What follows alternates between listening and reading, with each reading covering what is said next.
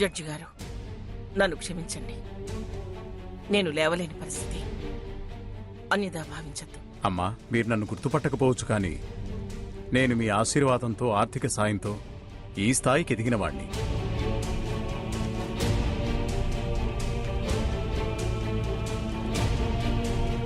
మీరు లేవలేకపోవడానికి కారణం తెలుసు. నేను మీ ముందు కూర్చున్నందుకు విచారం వ్యక్తం చేస్తున్నాను. మీ స్థానాన్ని గౌరవిస్తాను. చట్టానికి, ధర్మానికి విలువిస్తాను. మీ స్థానానికి వినమ్రంగా నమస్కరిస్తున్నాను.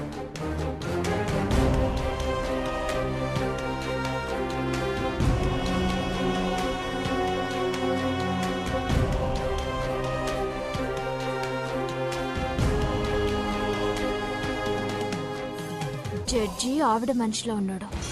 వాళ్ళ వైపు మొగ్గు చూపడుగా. ధర్మం తప్పితే అల్లరి పాలవుతాడు.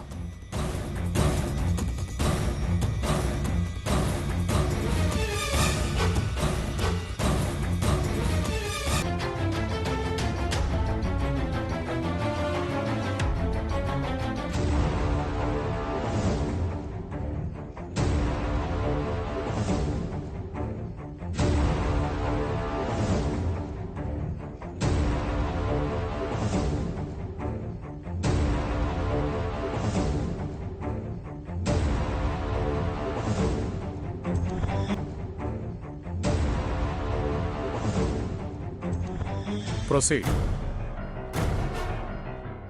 యువర్ ఆనర్, ఈ హంతకుడు. I object your honour. నేరం రుజువు కాకముందే హంతకుడు అని ఎలా సంబోధిస్తారు? Sorry your honour. ఇదేంటి మొదట్లోనే నాలుక ఖర్చుకుంది?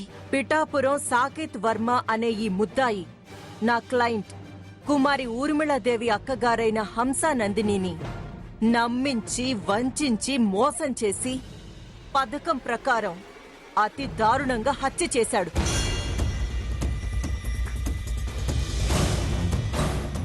Objection your honour. అవన్నీ నిరాధారమైన ఆరోపణలు. నా క్లయింట్ అలాంటి వాడు కాదు. యువర్ ఆనర్, ఈ సాకేత్ వర్మ అతి గారాభంగా పెరిగి చాలా వ్యసనాలకి బానిసయ్యాడు. ఇతను స్వతహాగా స్త్రీలోలుడు. ఆడవాళ్ల జీవితాలతో ఆడుకోవడం ఇతనికి అలవాటు.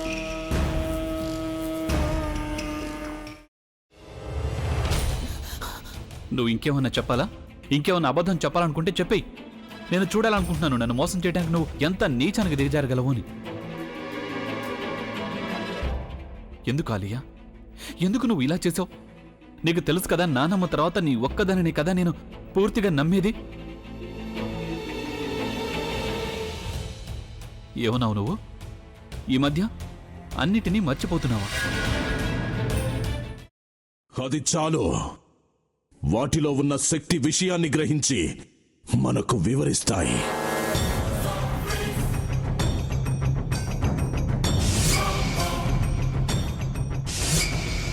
ఎవరు ఆ దండ విప్పొద్దు, గది తలుపులు తెరవద్దు.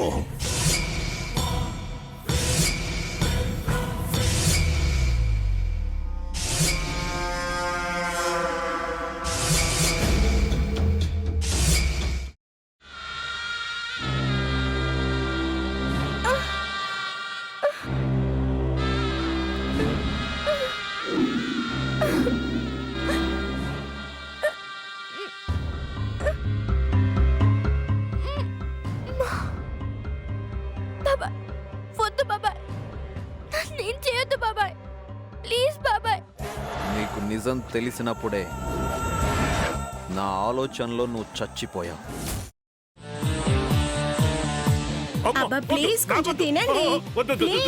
భీమారావు గారు, మీరా? ఇగో మీరా కాదు, సక్కుబాయ్. అవును, మీ పనామే లేచిపోయిందని చెప్పి కంప్లైంట్ ఇచ్చినావు కదా. రేయ్, ఆయన కంప్లైంట్ ఇచ్చింది లేచిపోయిందని కాదు, కనిపించడం లేదు అని. అట్లానా? సరే మేడం. ఇడియట్. ఆ వంట మనిషి పేరేంటన్నారు? రత్తాలు మేడం.